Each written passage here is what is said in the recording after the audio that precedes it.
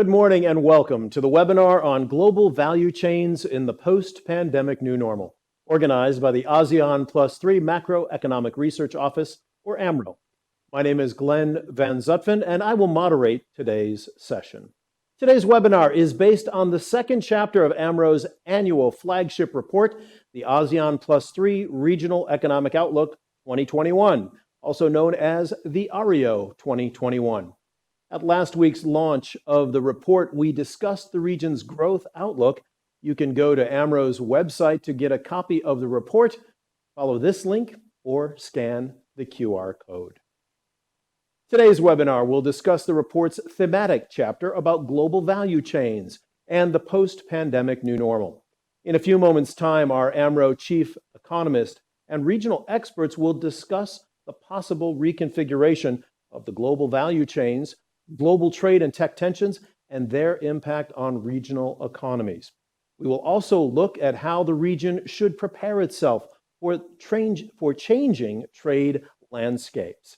Now, we want to ask your questions to our panelists as well. And as you listen over the next few minutes, please start typing them in the right-hand side window or on slido.com with the event code #ARIO2021. We're honored to have our opening remarks today from Ms. Indrani Raja. She is the minister in the Singapore Prime Minister's Office and the country's second Minister for Finance and National Development.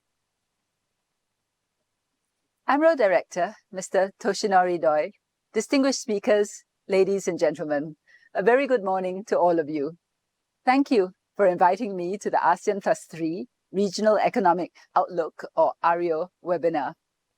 I would first like to extend my warmest congratulations to AMRO for your 10th anniversary this year.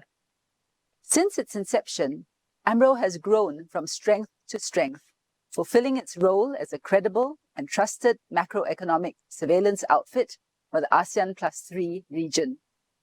The best example of which is AMRO's flagship ARIO report, which is in its 5th edition this year. This year's thematic chapter, Global Value Chains in the Post-Pandemic New Normal, is both timely and relevant. The reconfiguration of supply chains presents both challenges and opportunities for the region.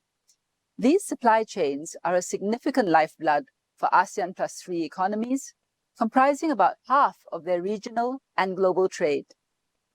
As a small and open economy, Singapore's global value chains participation rate is 60% in 2019, the highest in AMRO's index.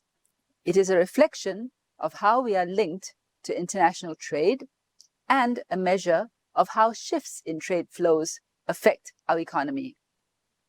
So the findings of this report are especially relevant.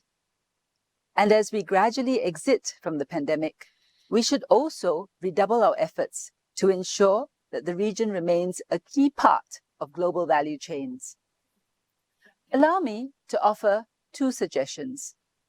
First, we should strengthen connectivity. Interdependence rather than independence will provide greater diversity and resilience to our supply chains. I'm glad to note that at the onset of the pandemic, several economies in the region issued a joint ministerial statement on supply chain connectivity to reaffirm our commitment to maintain open and connected supply chains. Our participation in regional free trade agreements, such as the Regional Comprehensive Economic Partnership, or RCEP, will also help. I therefore look forward to the early ratification and entry into force of the RCEP. Another example is customs connectivity. We should work to integrate the ASEAN single window with the national single windows of dialogue partners to ensure a seamless and secure flow of trade. Second, enhance infrastructure investments to take advantage of supply chain reconfigurations. Good quality infrastructure, like ports and roads, need to be ready, and there is an increasing demand from consumers that the supply chains be green and sustainable. One example is the Phnom Penh Logistics Complex, an initiative under the ASEAN Smart Logistics Network. It uses logistics technology to improve supply chain processes and resilience. Another example is the Nongsa Digital Park in Batam. It shows how countries can work together to host IT companies and digital talents from Indonesia, Singapore, and Southeast Asia to tap on new opportunities in the digital economy. To realize these, we will have to explore new ways to crowd in private sector capital. To this end, Infrastructure Asia has launched a standardized core project finance loan document template with bespoke clauses to expedite and reduce the cost of project finance. I wish AMRO a successful aerial webinar, and I look forward to continuing our meaningful discussions with colleagues at the upcoming ASEAN +3 meeting in May and the Asia Infrastructure Forum this June. Thank you very much. And thank you, Minister Indrani Raja. Before we hear insights from our speakers today, let's gather some of your thoughts in our first of two polls today. Please cast your vote in the window on the right side of your screen or go to slido.com and enter the event code #ARIO2021. And our first poll question for you is, how should businesses increase their supply chain resilience post-pandemic? You are allowed to choose multiple answers. The first one, inshore supply chains to reduce reliance on overseas supplies. B, diversify supply chains in different geographical locations.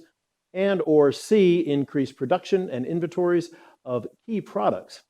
Thank you for registering your answers now, and we will get those results to you in just a few minutes' time.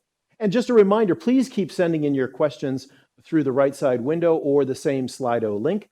Our panelists will answer them a bit later on. Now, I'd like to invite Hoi Kaur, the chief economist at AMRO, to give his opening presentation. Hoi. Good morning, everyone. Welcome to our AMRO webinar for 2021. As you know, this presentation is taken from Chapter 2 of our ARIO 2021. The ARIO report normally contains two parts. The first part is an assessment of recent economic development and also the short-term economic outlook and our policy recommendation. The second part normally deals with structural issues facing the region. And this year, we decided to focus on the issue of the global value chain in the post-pandemic new normal. As you know, the COVID-19 pandemic has caused massive disruption in supply chain and led to calls by many countries for obvious reasons. This has led to the question of how the GVC or the supply chain will be reconfigured in the post-pandemic period. The pandemic has also accelerated the flight to digital and forced many businesses to restructure their work processes in order to survive. Again, this has led to the question of how the global value chain will be affected by the new digital economies in the post-pandemic period. However, we have also witnessed an escalation of tech rivalry between the US and China, and this has caused many people to worry about the risk of technology bifurcation and the implication for the global economy and for the region. So this is the main motivation behind the study, to understand how the global value chain will be reconfigured and how this tech rivalry between the US and China will play out.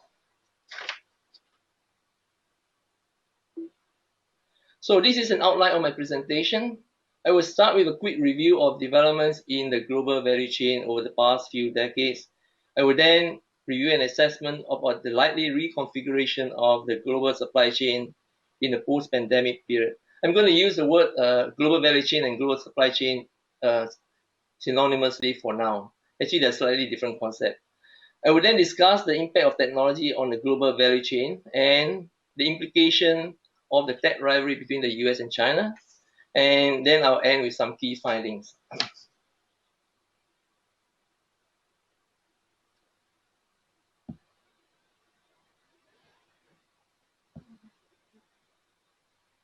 It's not moving. Okay, I'd like to start with the chart on the left-hand side. These are basically a share of trade in total GDP The black line is the share of trade in global GDP, and the blue ones the share of trade in regional GDP for the ASEAN plus 3 region. As you can see, basically the trade as share of GDP trended upwards from the 1990s until about the time of the Asian financial crisis, and then since 2011 has been trending down. And many people have referred to this as the deglobalization of the global economy. That globalization has basically come to a halt.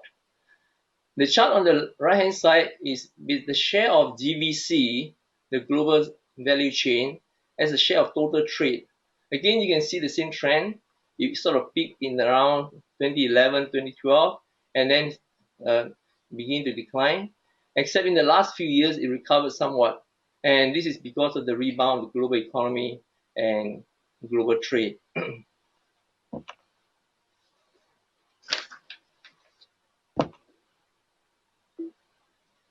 As I said, many people have attributed the decline in the share of global trade to GDP to rising protectionism, anti-globalization movement around the world. And you can see that on the chart on the left. Basically, although tariff rates has been declining over the years, you see a rise in non-tariff measures measured by the red line and the blue bar, which has been trending upwards over the years. And on the right-hand side, you see indices of wages, basically, for the countries in the region and for the US. The line at the very bottom is the US, it's for the US, and it's been pretty flat actually since the 1970s. And this has resulted in, calls in the US, or many have basically blamed this on globalization that is due to unfair trade practices, which has led to the hollowing out of the manufacturing sector and the stagnation of wages in the US, and which has in turn led to calls for to bring back manufacturing to the US economy.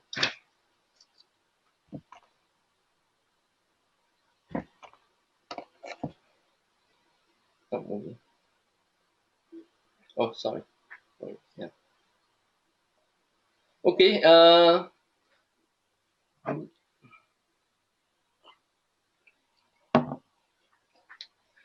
The left-hand side chart shows the share of domestic value added in total trade exports rather, and it's pretty high both for the ASEAN region and for China, ranging from 60% to 90%.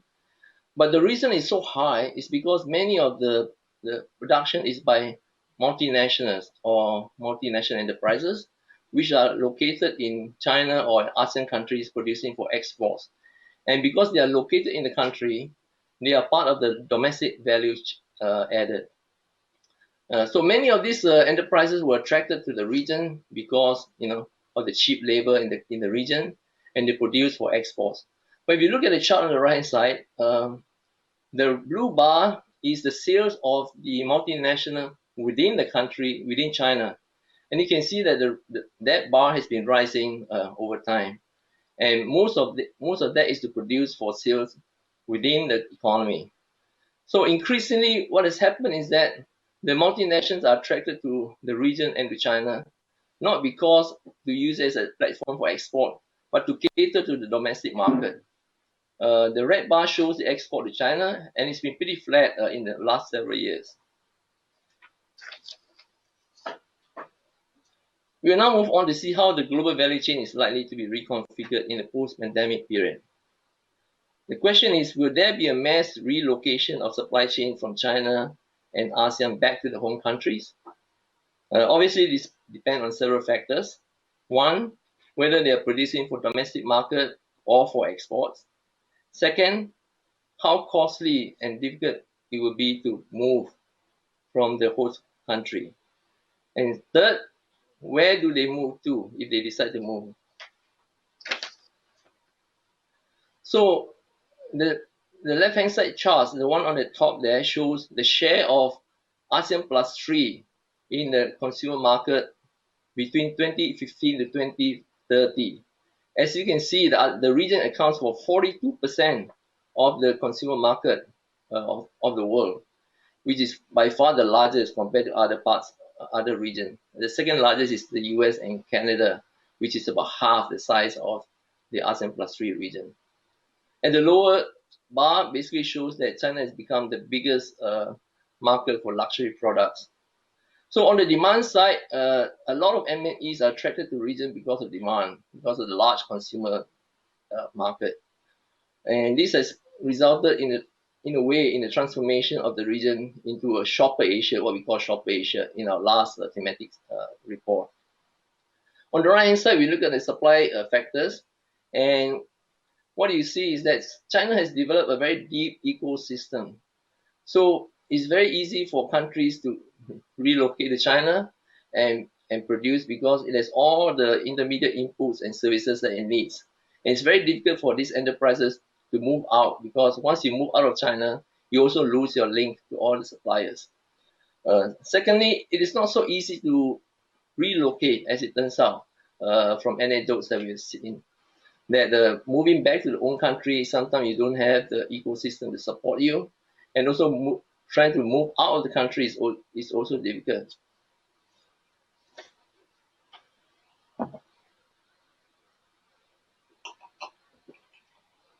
Well, the surveys that have been conducted also shows that very few of the enterprises have any interest to move. Over 90% plan to stay put, and the ones that decide to de-risk, or most of them would prefer to diversify their sources of supply, or increase inventory of the products, or to move it to locations which are closer to the market.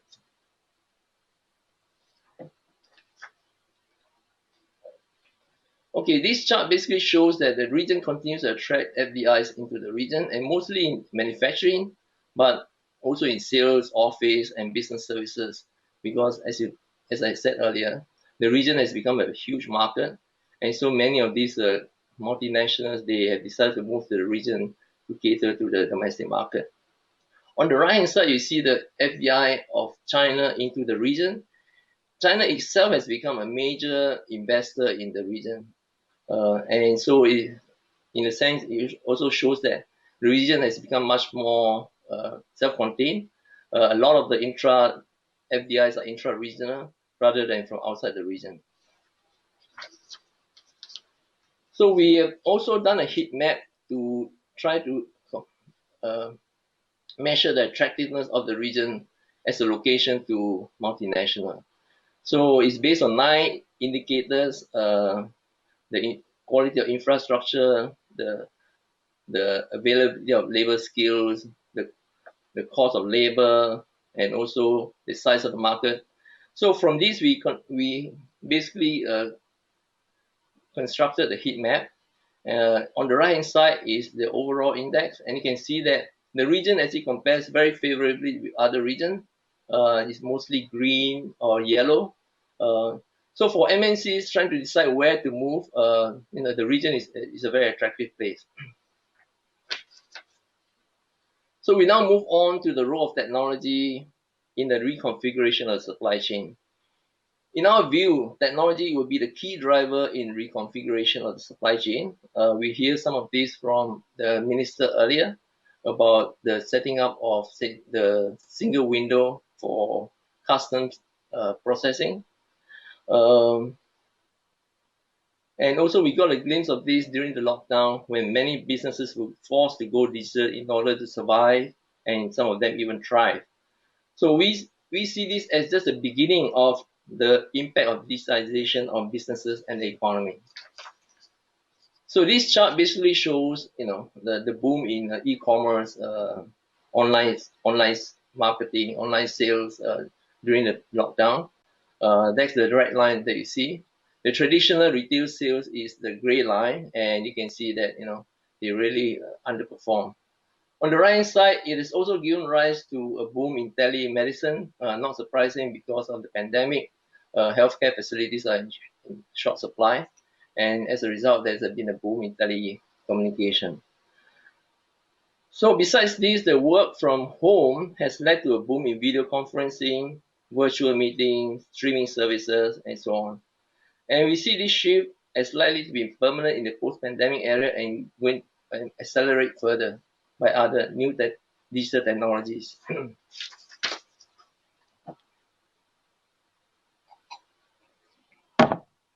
So going forward, we see digital technologies such as artificial intelligence, data analytics, blockchain, Internet of Things, robotics, 3D printing, as playing key roles in reshaping the production process and also the global supply chain.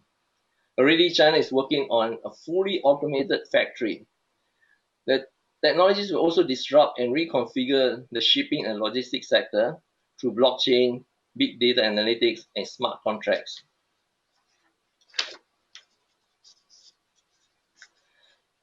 Well, we now come to the big concern that everyone has over the rivalry between the US and China, whether it will lead to a technology bifurcation and how that would affect the global economies. The left-hand side chart shows the list of restrictions that both the US and China has imposed on export of technology to each other, and also to protect their own domestic technology. The right-hand side shows that in the 5G space, China and Korea are ahead of most countries.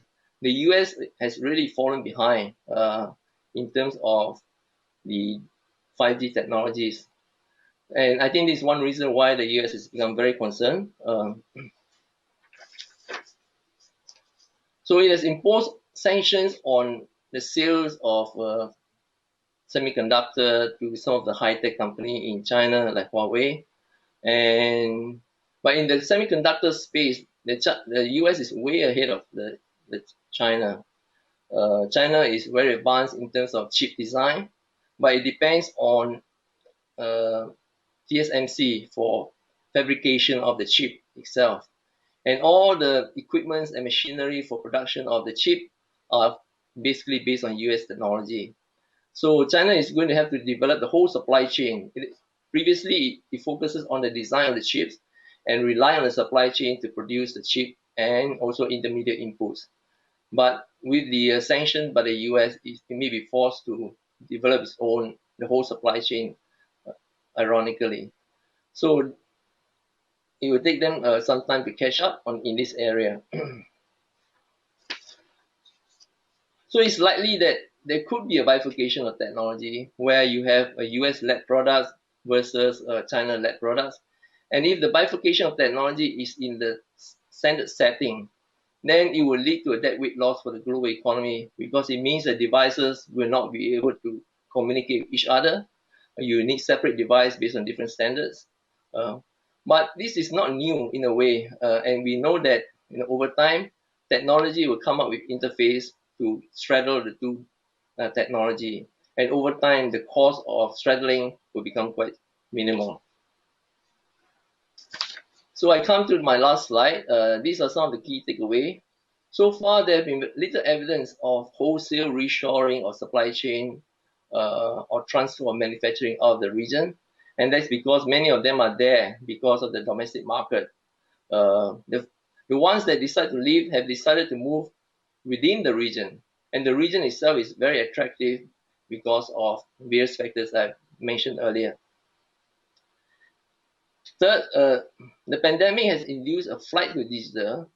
So we are likely to see the reconfiguration of the supply chain by technology itself. So in the area of production, trade, logistics, and finance. And finally, the tech tension can result in technology bifurcation and stymie new innovations. But in our assessment, technology itself will solve the problem of divergent standards. So let me stop here.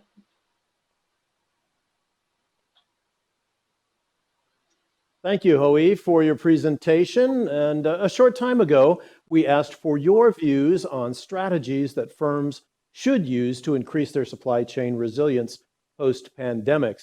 Let's have a look at your answers right now. Here's how you voted. Diversifying the supply chain in different geographical locations was number one. 85% of you felt that that was the most important thing. Coming in at second, both at 42%, were onshoring supply chains to reduce reliance on overseas supplies and increasing production and inventories of key products. So those were interestingly coming in at around the same percentage. Now that you've listened to our chief economist at AMRO, what insights do you think should be the policy priority so that the ASEAN plus 3 economies remain prime destinations for global value chains? And this will be our second poll today. Please go ahead and vote to cut corporate income tax, to upskill the labor force, and to promote digitalization across the economy. If you'd vote now on those, we will share those insights with you just a little bit later as well.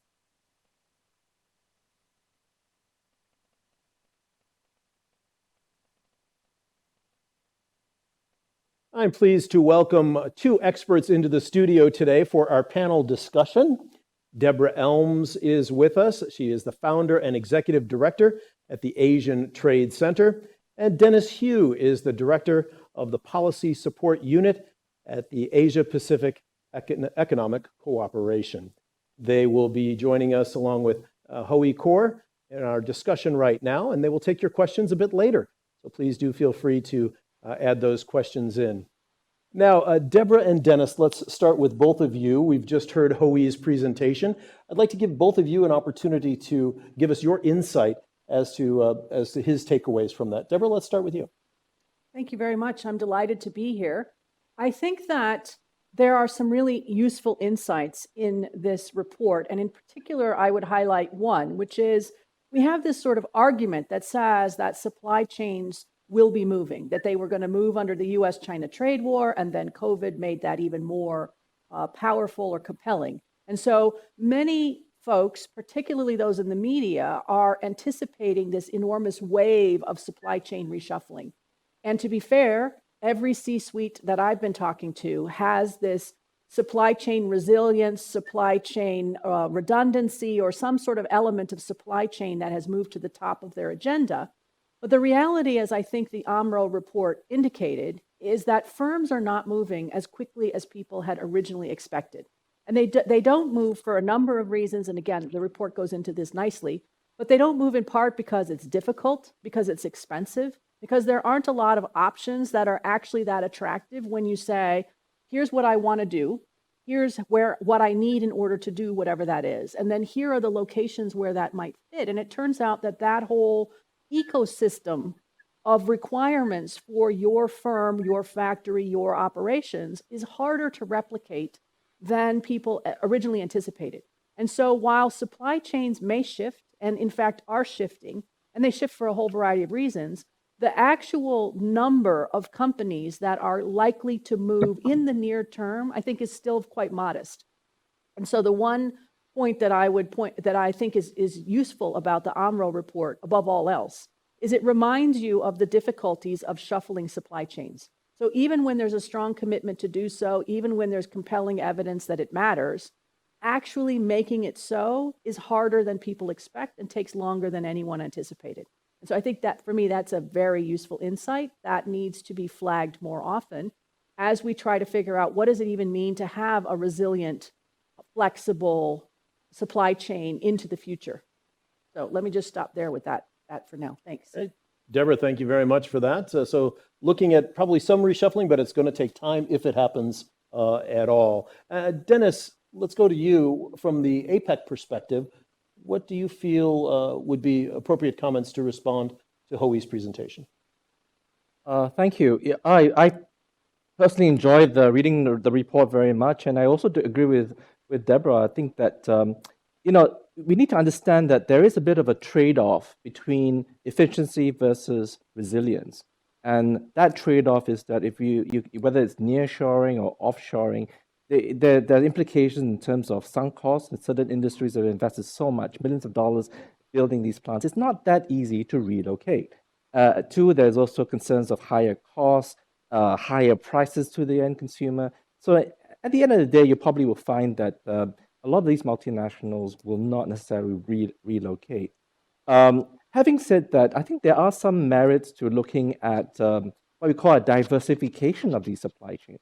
rather than a single supply chain, you have a network of supply chains. And this is where the report talks about the China plus one strategy, particularly if the main production platform is in China. And of course, ASEAN and many Southeast Asian countries are in a very good position in being that sort of plus one. And we know that because we've seen a lot of these sort of building blocks that have been put in place in ASEAN.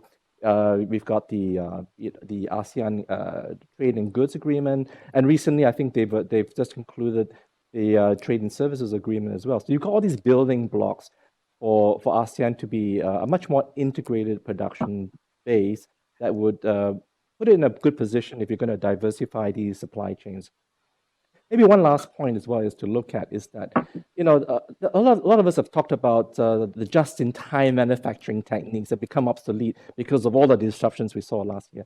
I'm not so sure about that. I think being lean doesn't necessarily mean being brittle. And what you find is, particularly a lot of Japanese multinational companies, is that it's a question of trying to fine-tune these just-in-time manufacturing techniques, providing some buffers, looking at ways of trying to standardize certain parts of that production train. So I think that's quite important to look at as well as we move forward. I'll stop here. Thank you. Dennis, thank you very much for that. We will get to your questions in just a moment from the audience, but first let's start the panel with a couple of start-off questions. And Hoey, maybe we'll go with you first. This question is about putting greater priority on resilience rather than efficiency. What changes are you expecting to see in global value chains when it comes to resilience rather than efficiency? Thank you, Glenn. I think that's a very important issue, and it is the one that's highlighted by the pandemic disruption to global value chain, the need for greater resilience in the global supply chain. So, but as we pointed out, inshoring of the supply chain is not the solution. The solution is really diversification, as Dennis pointed out, of your suppliers, and also building up a reserve in order to have a buffer if there's a disruption to the supply chain. The disruption can come from anywhere. I mean, in this case, it's pandemic, it's global, But we recently saw the disruption in Texas because of the blizzard. We saw the disruption because of the container jam at the Suez Canal. So disruption will always happen, and we need to have basically a risk management strategy to cope with this kind of disruption. But building up a buffer and also is costly. So, I mean, to try to force your suppliers to come back onshore would mean that someone has to subsidize the cost of production. If it's on a small scale, it's manageable. It can be but if you ask the businesses to do it, they will probably be against it simply because, as pointed out, one of the great advantage of the global supply chain is efficiency. It lowers cost and it reduces the price of products for everyone. But we have seen that at the same time there are risks involved because of the exposure to disruption, but that can be addressed mostly by diversification. And even in this pandemic, we saw that the global supply chain rise to the occasion because there's a massive spurt in demand for medical supplies and electronic goods. And fortunately, because China came out of the pandemic first, it was able to meet the excess demand for these products. So the supply chain is a vulnerability, but it's also the solution to the disruption as well. Oh, thank you very much. Deborah, let's go to you on that question. This idea of resilience rather than efficiency, are those two mutually exclusive in this era that we're in now? Or what is the weighting that should be on both of those when we look at global supply chains? So, I think there's a continuum here. You can have very redundant supply chains, and many people are talking about that, which is I actually have two separate supply chains. And that gives me, the argument is, more resilience, because if one goes down, the other one works. But that is probably tremendously inefficient and ultimately maybe not even very effective, because you are creating double supply chains in areas where you may not need double supply chains. What you really need, and what has become quite clear to firms, you need a clear sense of your own supply chain, which you think would be obvious, but turns out to be harder than you imagine because most firms don't actually know who supplies, crucially for them, the parts and components, raw materials much further back in a supply chain or much further ahead in a supply chain. And so they don't actually know their supply chain until there's a disruption. And then suddenly they realize that actually the critical problem with manufacturing, let's say this chair, is the legs. So we have all of the other elements of this chair, but we can't actually access the legs, or the little cap on the bottom of the leg turns out to be the most vulnerable part of the supply chain. And so then what do we need to do? We don't need to have a double supply chain necessarily, but because that part is critical, you can't have a chair without legs. We need to have perhaps more inventory in legs, or we need to have additional suppliers ready in case something happens to the legs for this chair. And so that happens with firms across the supply chain. Where are our most vulnerable parts? Where are our most vulnerable points? And then can we diversify more in just those points? And the net result of this is not to get rid of supply chains. It's just to say there should be more flexibility in key components. And we shouldn't all be reliant, as we discovered we were in the beginning of the pandemic, on one manufacturer of legs for chairs, tables, et cetera, because when that firm, for whatever reason, an earthquake, a pandemic, a stuck ship, can't get the legs to market, the whole chair industry could collapse because we're all relying on the same set of suppliers. So I think that's where we should be focused on, not creating resilience everywhere, but just in those critical elements and making sure that you have a better visibility on your supply chain, I think is going to be a key element for C-suites. It's certainly in the near term, and it really ought to be forever, but they often forget the lesson as soon as the crisis passes. Thank you, Deborah. Dennis Hu, how about you? This idea of strength and diversification of some of these supply chains, but not necessarily recreating them or doubling them. How do you view this in terms of global value chains? I think you need to find that right balance between resilience and efficiency. And I think what Deborah mentioned as well is a key point with diversification as well. I think what a lot of companies need to do is to have a much more detailed supply chain mapping. Who are their tier 1 suppliers? Who are their tier 2? So in case you have a major black swan event, which is what we saw last year with the pandemic, then they will know what to do, right? So that, as you said, whether it's a chair, where are the alternative suppliers that can come into the picture? I think the other very important change that we're beginning to see is the applications of, or the acceleration of applications of digital technology in global value chains. And that comes into the picture, particularly in terms of visibility, supply chain visibility. So using the applications of digital technologies to track in real time, right, whether it's parts and components or sub-assemblies or final products from the manufacturer all the way to the end consumer. I think these are some of the things that we're beginning to observe. Thank you, Dennis.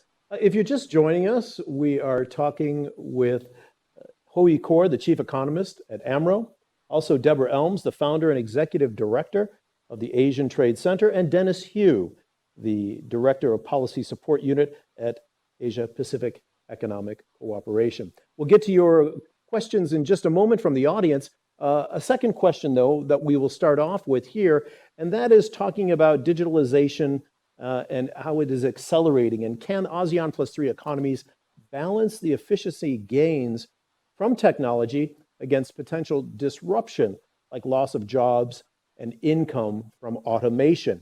Hui Kor, let's have you tackle that question first. It's a big one, but what do you think about that? Well, technology is always disruptive. And so I think it means that government should play a bigger role in terms of facilitating the restructuring of industries, because it doesn't make sense to try to stop technology. And so I think what is important is for countries to recognize that there's a role for government to smooth the transition for industries as well as for the workers, because many workers will be laid off, they'll be retrenched. So you need to have reskilling, you need to upgrading, you need to find new jobs, and so you need to put in place a more comprehensive social safety net, because going forward also, you're likely to have the gig economy where many more people are going to be working as independent contractors or self-employed. And so they are not your traditional workers. They don't have access to all the benefits of a company. So I think that's a very important thing for the state to play, to provide the transition for workers who have been retrenched, rather than trying to fight this digitalization of the economy. So let me stop here. Thank you, Hoey. Dennis, let's have you tackle that as well. When we look at the efficiency gained over this past year, especially everyone's been online, everything from meetings to talking about using technology to upgrade their businesses. Is there a danger that jobs and other types of personal connections will be lost based on the technology that's being used? Yes, there is. And I think this is the main concern. In many ways, what we saw last year was that the digital economy has come to fore. What took maybe companies, let's wait and see how it goes, has accelerated. The applications of new kinds of digital platforms and technology has been applied in a rapid pace. There are growing concerns that because of this, the increase in automation, and we've seen how, for example, elderly workers or those with pre-existing conditions have exited the labor market. And this sort of incentivized many companies to move into greater automation much earlier than expected. So that's going to create a lot of job losses, job polarization as well. And I think this is where there's a big role for policymakers, whether it's in ASEAN +3 or in APEC, what can be done to address these concerns of job losses. One of the things I can look at is, of course, active labor market policies, sharing of up-to-date, real-time labor information to try to place workers who have been displaced, training programs, reskilling. These are important parts of it. And of course, as what Hoey mentioned, social protection as well will be another area where the policymakers are be able to build in some level of social protection to protect workers who particularly have lost their jobs during this pandemic. Deborah Elms, this idea of automation taking away jobs is nothing new. We have seen this for a number of years now. Has it taken on new importance in the past 12 months? I think we should be a bit careful, though, about suggesting that digital is only about job losses or that automation only delivers job losses. Certainly, there will be people who will lose jobs, but there will also be lots of people who gain jobs. So, we happen to be sitting now in a virtual conference setting, which would not have been possible pre-technology. And so I think as you lose some jobs, live events people may lose some of their jobs. Virtual events companies are growing to take their place. And so eventually we will have people who are transitioning from one kind of industry to another. And again, this is not new. We've seen this all throughout history as we've moved from, horse and buggies to automobiles to whatever is the mobility technique of the future. It happens all the time. So I don't think we should say that technology creates only job losses. It creates job losses and job gains. And the key part for policymakers is to help provide the skills and the policy framework to allow that seamless transitioning. Does it work for everyone? No. There will certainly be people who will struggle with the skills that they used to have being less relevant for the skills that they need in the future. Again, this is not a new problem. We've had it forever, but I don't think we should sort of say time out on digital because not everyone can compete equally in that space. Because what you do then is you create not appropriate conditions for the future. So again, how do we help skill people in the things they need in order to compete? And I'll just make my last point, the good news to me about the digital economy and technology development is that it's getting easier and easier for people to make that transition. It used to be that you needed long, university education and coding facilities and all kinds of very complicated, computer language knowledge, which you don't need anymore. You need a smartphone and the ability to get online, and then you're able to participate in an awful lot of activities that were never even possible for you before. So I think we need to think about skills, but we don't need to be, in my view, obsessed with those kinds of skills. Not everyone needs to create a website from scratch with coding skills. You just need to have basic infrastructure for digital connectivity, basic digital skills, and then people will naturally, I think, many of them go to where the new jobs are for the future. Thank you, Deborah. Of course, Reskilling and upskilling are two keywords that we've heard a lot of in recent years, and I'm sure we'll hear more of in coming years as well. Before we get to your questions from the audience, let's look at the results of poll number 2 that we took earlier about what you think should be the policy priority to keep ASEAN plus 3 economies as prime destinations for global value chains. And it looks like an even vote on upskilling the labor force and promoting digitalization across the economy. Very much what all of our speakers have said already today. Interestingly, cutting the corporate income tax didn't get much favor with our audience today as well. Very interesting. Thank you for that. And time for your questions now to our panelists. We will answer some of them as we've received them earlier this week. We are also receiving questions right now that are coming through on our Slido link. So if you have more questions, we will do our best to get to all of them today, given the time that we have. And let's start now with a question to Hoi Kor.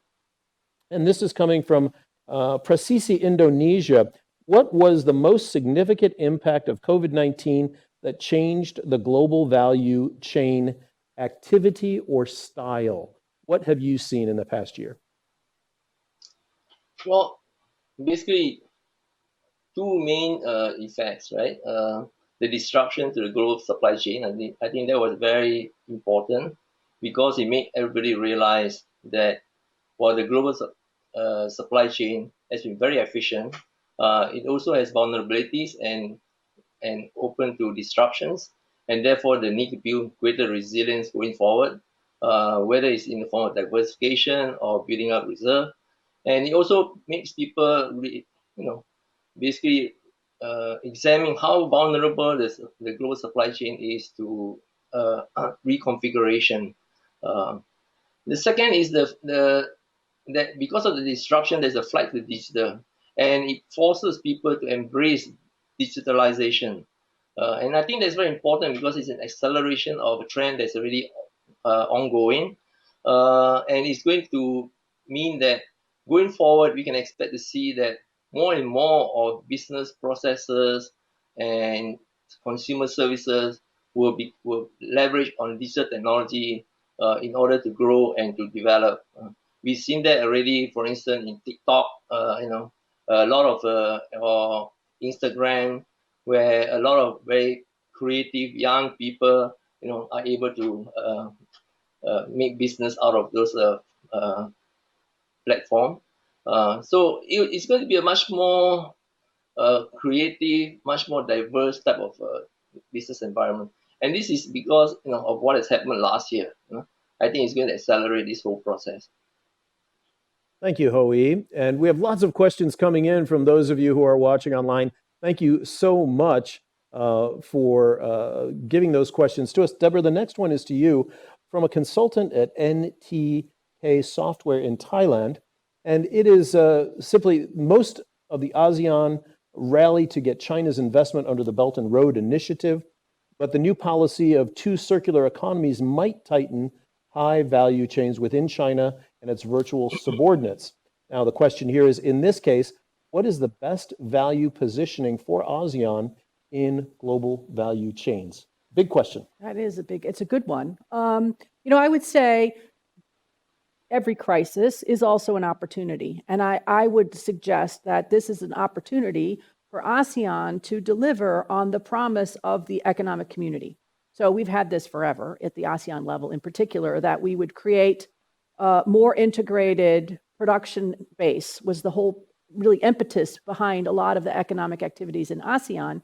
And I think the pandemic again, and the solutions coming out of that US-China trade war, pandemic, plus internal politics in China and the US and even Europe, which are the traditional big markets driving activity, as they change to reflect more domestic politics, there is an opportunity for ASEAN to deliver on the integrated production base idea, which is to say, to finally have ASEAN members create the sort of seamless movement of goods, services, and investment that's long been promised, but has been short on the reality on the ground.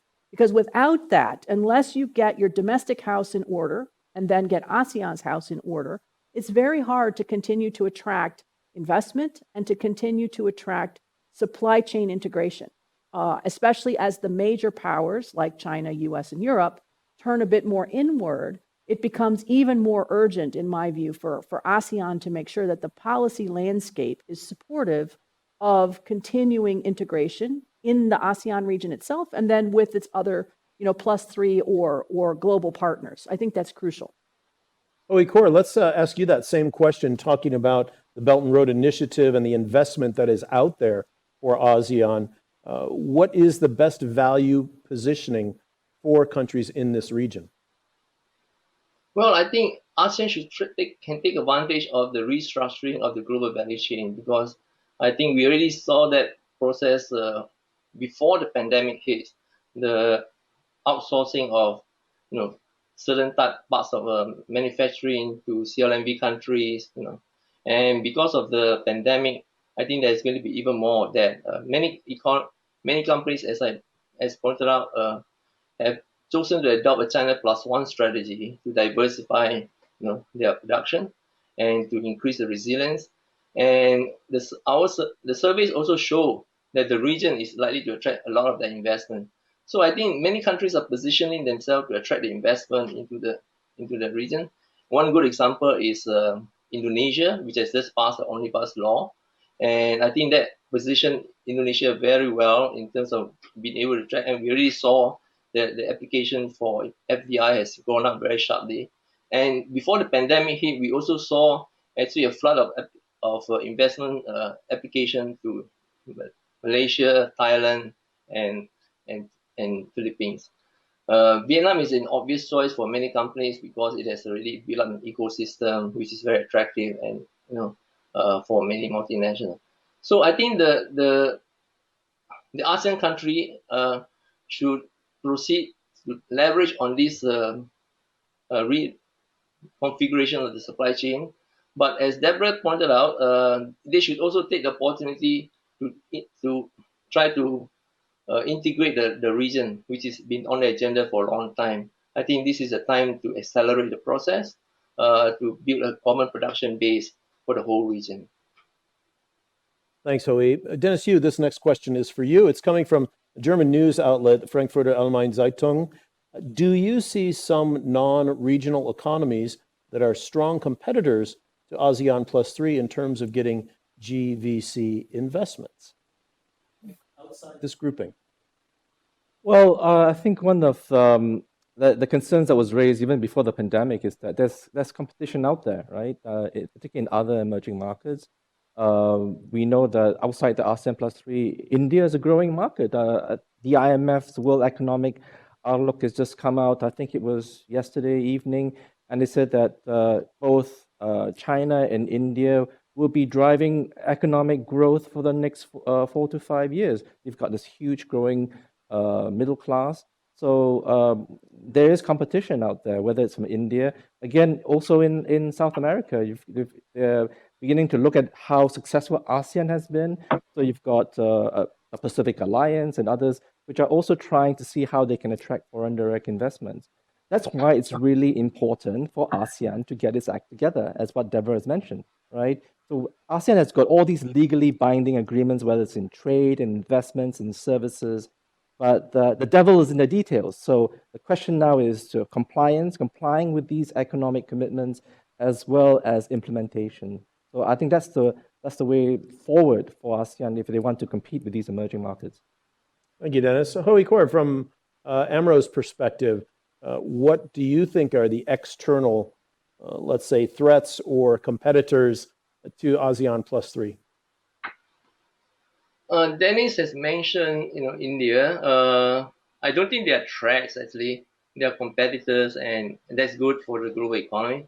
I mean, we already saw, for instance, a lot of outsourcing of, low labor-intensive manufacturing, garments, textile to Bangladesh, to India, and the more advanced product, to Eastern Europe, Hungary, Poland, receive a lot of that. And to Mexico, obviously, because it's very close to the US, they have benefited from, attracting some of the auto parts industries and all that. So I think this competition is always good because it reduces the cost and increases efficiency, and the regions who strive to be more competitive rather than trying to take restrictive measures to try to. So I think the region is doing relatively well and can do better, in terms of, for instance, deregulating the economy, making the investment environment more attractive, in order to, and building the infrastructure to attract more of the FDI into the region.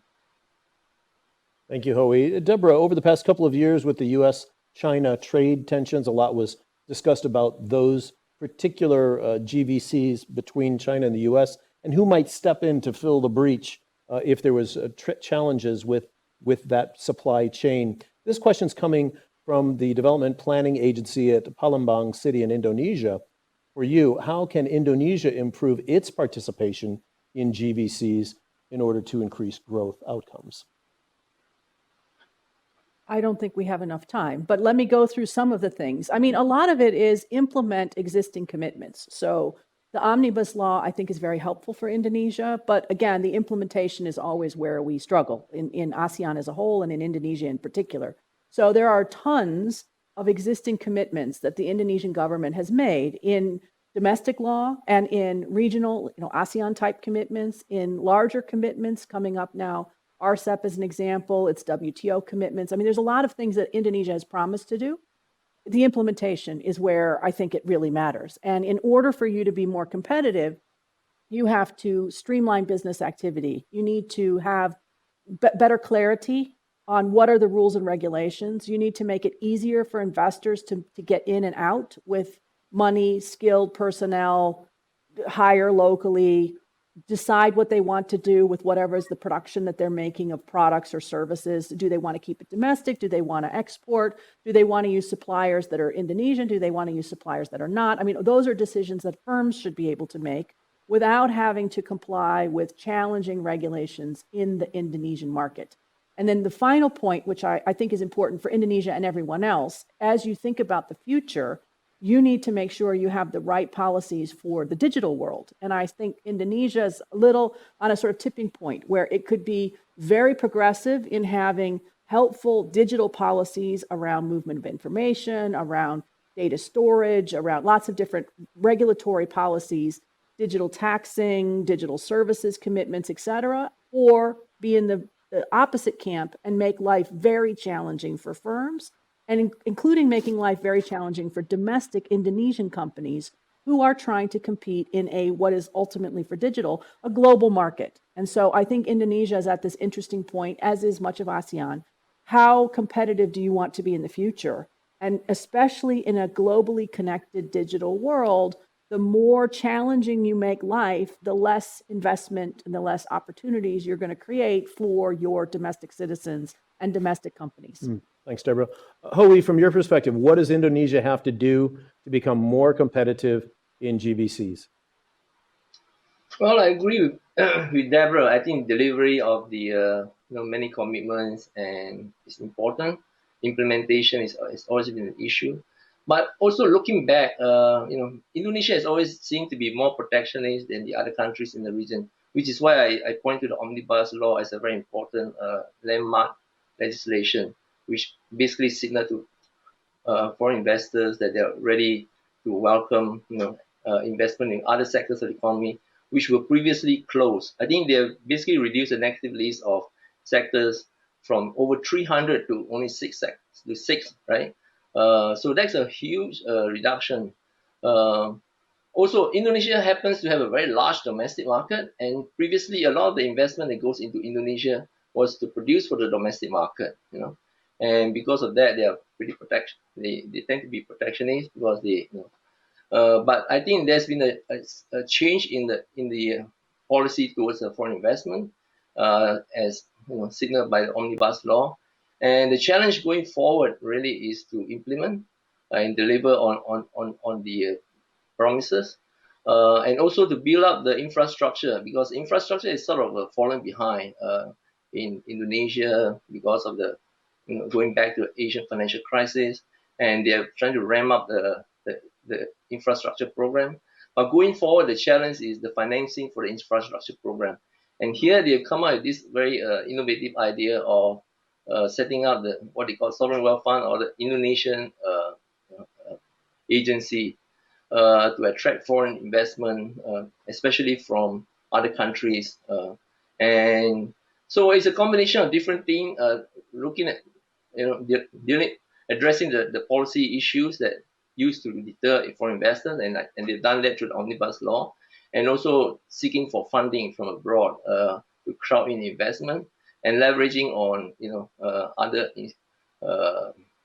partner countries within the region to see how they can ramp up infrastructure spending. Howie, let's stay with you for our next question. We're going to ask it to all three of our panelists, but let's start with you first. And that is, we have already talked about upskilling and reskilling in the digital environment. This goes specifically to developing economies. And from each of you, I'd like to hear one policy that you think developing economies could implement that would help their citizens, their workers, catch up or become more relevant in the new digital economy and the new way that business is being done. What come to mind for you, Howie? You want me to start? Okay.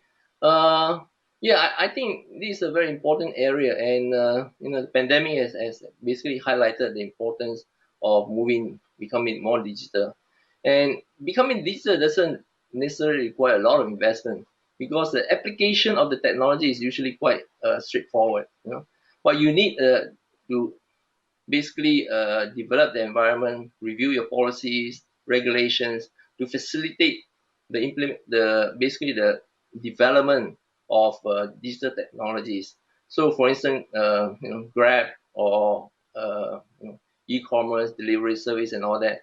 Those are basically outcome of the digitalization of the economy.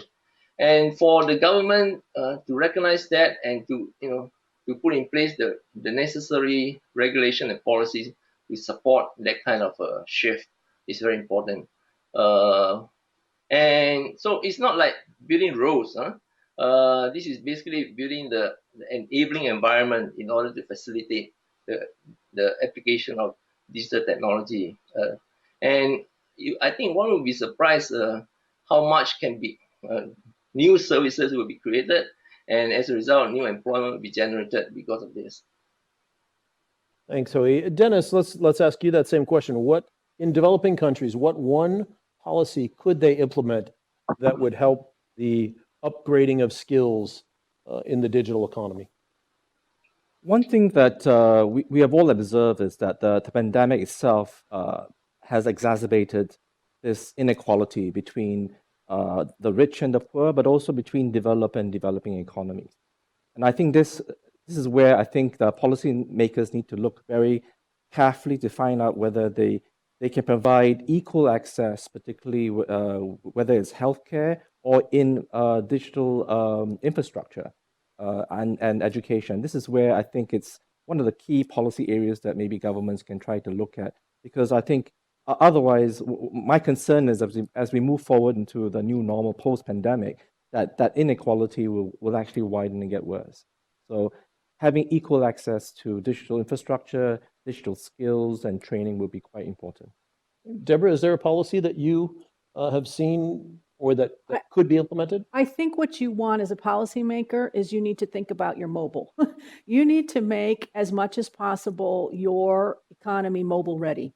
So that means ensuring that you have access to data on your phone, and that you have an affordable access to data. Because once you have that in place and you drive companies to think about mobile first or mobile ready applications of all different kinds, lots of good things will follow. So I would say thinking mobile is crucial, especially for developing countries. There's no real need, or maybe there is, but not at the moment, for hardwired broadband necessarily. Let's think mobile first, and then crucially get the infrastructure and the sort of ecosystem right, and then let firms and citizens get on with it.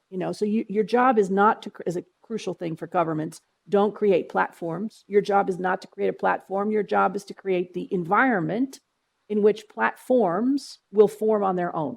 So, think about what government does and do that. And then think about what companies do, let them get on with it. And then that's what I think governments should be focused on. Thank you very much. Our next question coming from an honorary fellow at the National University of Singapore. We'll ask you this question, Hoi. The robustness of the GVC is put into question through the pandemic. As a precaution, companies have, in some cases, duplicated some of their supply chains.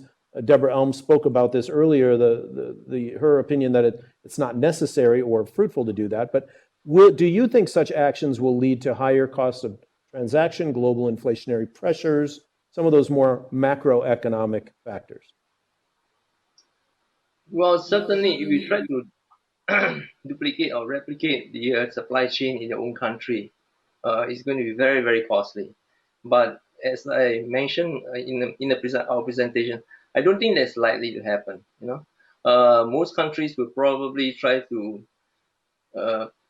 develop production capacity in key critical products or strategic products, but they will not try to replicate the whole supply chain because that's just simply not economic feasible, and it would mean that government will have to provide a subsidy in order for those enterprise to develop those capacity. I think the likelihood of that is quite low. But in some areas, I just mentioned in the semiconductor area, I think where you have this rivalry between the U.S. and China, I think there is maybe China has no choice but to develop the capacity to produce its own semiconductor on its own. But for most other countries, they can just continue to leverage on the existing supply chain, diversify, build up stocks, and so I think that is the more likely scenario, rather than countries replicating their supply chain. Thank you. Our next question comes from the president of the Malaysia Semiconductor Industry Association. I'm going to ask it to all three of you. Let's start with you, Dennis. How has the pandemic disrupted the electronics GVC, and any advice that you might have about how to mitigate any disruption in this particular field? Well, we've seen that disruption earlier this year with this shortage of semiconductors, and that's affected all industries, right? All sorts of industries, including automobiles and others. So I think one of the suggestions, I think it's also reflected in the report, is you're not replicating supply chains, but you're trying to find ways to diversify the sources of your parts and components. So I think one example, was Samsung. So Samsung's higher-end smartphones during the 2011, when we had this major disruption of the earthquake and floods in Bangkok, there was some temporary diversion of some of their productions moving away from Korea to Vietnam. So being a bit more nimble, I think, is quite important. I think as part of that supply chains and being able to adjust, I think that will be quite crucial. Thank you, Dennis. Deborah, how do you think that the electronics GVCs can mitigate their disruption? I think the electronics GVCs did very well out of the pandemic overall, because demand went through the roof for every kind of electronic application, device, et cetera. And for the most part, supply managed to make things, and they managed to get them where they need to be. So I think that for me, the electronics sector as a whole actually navigated the pandemic extremely well, particularly given, again, disruptions in logistics, but also skyrocketing demand. I mean, that is why we have GVCs, because you can then flexibly accommodate those. Now, does that mean it's perfect? Of course not. There are some real bottlenecks. Semiconductors is an area where we have particular bottlenecks because, especially at the top end, we don't have a lot of suppliers who can create really sophisticated semiconductors. And so the ability of those firms to deliver those semiconductors on time and so forth is challenging. But I would say, happily, semiconductors can be parked on a plane and then sent on a plane. We don't need to wait for disrupted shipping to happen. And so, in fact, if you look at which airlines are doing well, the ones out of Taiwan and Korea doing extraordinarily well in the pandemic because they're sending not people, but semiconductor chips on airlines, which made the sort of supply chain work. So there's sort of nimble flexibility of how you deliver products is part of what you do in supply chain consulting and supply chain logistics anyways. And again, I think they rose to the occasion. If we can't get it on ships, we'll put it on planes. If we can't get cargo planes, we'll convert passenger aircraft. And at the end, we got the kinds of things largely that we needed when we needed them. I think that's why we have supply chains that are global. Thank you. Hui, do you see it the same way, that actually the electronics GVCs did very well during the pandemic? Or are there other things that they should do to further mitigate any downside? Yes, I think so. As Deborah said, the supply and the demand for chips has gone through the roof. So what we are seeing probably is a temporary problem. Because with the digitalization of the economy going forward, the demand is likely to even increase further. So it's a structural shift in terms of demand for. The problem is on the supply side. It's very expensive to build a factory. Several billions of dollars and takes a few years. So when the demand goes up, there's likely to be a shortage. And also we are seeing the demand as Deborah pointed out, and Dennis, from the auto industry, right? Auto is also becoming more and more digitalized, and the demand for chips, not necessarily the most advanced type of chip, but even the less advanced generation chip is in shortage because of the strong recovery in demand for auto, which was unexpected. So a bit of this forecasting problem, because a lot of analysts expected that because of the pandemic, the demand would come down, but they didn't expect the recovery to be so sharp afterwards. And they combine that with the disruption in terms of transportation and all that. I think it's given rise to this issue. But I think that the longer term prospect for the semiconductor industry is very good. Thank you, Hui. We just have a few minutes left in our Q&A session. We've been getting lots of questions coming in that, unfortunately, we're not going to be able to get to all of them today. I do apologize for that. They're fantastic questions. And Hui, I'll start off our last question to you, which would be from an analyst at the Export Development Canada about U.S.-China rivalry. And will that have an impact on North American-based companies that want to integrate into Asian supply chains? What do you see going forward in the next couple of years for that? Yes, I think it's a negative effect on the global economy. But I think this rivalry is relatively targeted. It is not generalized across the board, and it's at certain high-tech industries, semiconductor for one, and advanced technology. So it will not affect the bulk of the goods and services in the supply chain. So I don't think that will be affected. And also some of that will be have a positive spillover for the ASEAN country, as it turns out. I mentioned the China Plus One strategy, where many firms try to diversify away from China, and they're likely to decide to relocate in the ASEAN countries. So there are some negative as well as positive effect of this rivalry between China and US. And to build redundancy in terms of having alternative technology is not necessarily a bad thing. And as I mentioned, over time, technology also is very smart. They come up with interface technology, to try to straddle the differences between the two types of technology. So it is unfortunate that we have this rivalry between US and China on technology, and that would impose some losses to the global economy. But by and large, I think it's not as big as because the bulk of the goods and services will not be affected. Deborah, I'll ask the same question to you. Are North American companies going to have a hard time integrating into Asian supply chains based on what's happening with the US and China? Possibly. I mean, I think it's hard to say because it depends on how much of a split or a break we ultimately have between the US and China, how deeply that penetrates into the economy. Does it stay at the sort of certain kinds of high-tech products and the rest are unaffected? What are the consequences for American firms invested in China if the Chinese become more challenging for investments in terms of accepting American investments, and the reverse?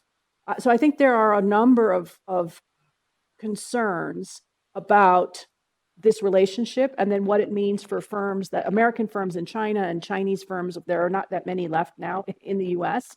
And then what does it mean for firms that want to be in Asia competing into both final markets? What happens if those sort of knock-on implications affect locally invested firms who are trying to compete and ultimately sell goods and services into both markets? This gets very complicated. I think this will create real challenges for companies in the near term, at least, while we work out what that final sort of balance will be between these two big markets. We come to the end of our main session. Just one quick question to each of our panelists to close up. Dennis, I'm going to start with you. One trend that you see over the next 5 years that will have the greatest impact on our ASEAN plus 3 regional economies? One trend. What do you think it'll be?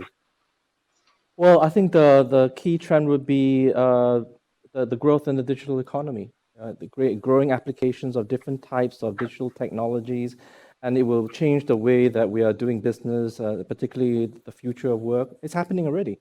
So over the next couple of years, we're going to see new business being created, others closing down, new job opportunities, okay, and possibly new global value chains being created as well. Particularly those which are more technology intensive, and many of them will be coming into the ASEAN Plus. Okay. Yeah.